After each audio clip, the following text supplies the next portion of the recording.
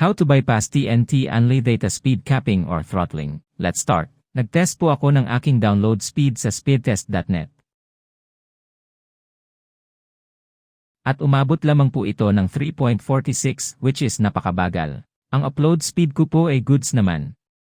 Subukan ulit natin ang isa pang speed test.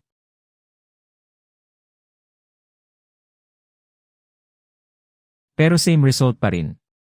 Sobrang bagal pa rin ng aking download speed. Paano nga ba ito i-fix? Sa iyong laptop o PC, pwede rin po sa iyong cellphone, i-open ang Google Chrome. Next, pumunta sa default gateway ng iyong router, modem, o device. Log in your username at password. Then, restart your device. Yes, restart lamang po ang kailangan para mawala ang speed capping ni Unli Data. Sa ngayon po, naka-Unli Data na goods for 3 months po ako. At madalas, restart lamang po ang ginagawa ko pag nagkakaroon ng speed capping ang aking download speed.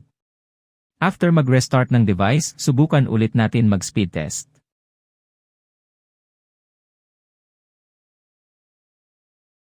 At makikita na nawala na ang speed capping ni TNT sa aking Unli Data. Salamat po sa panonood.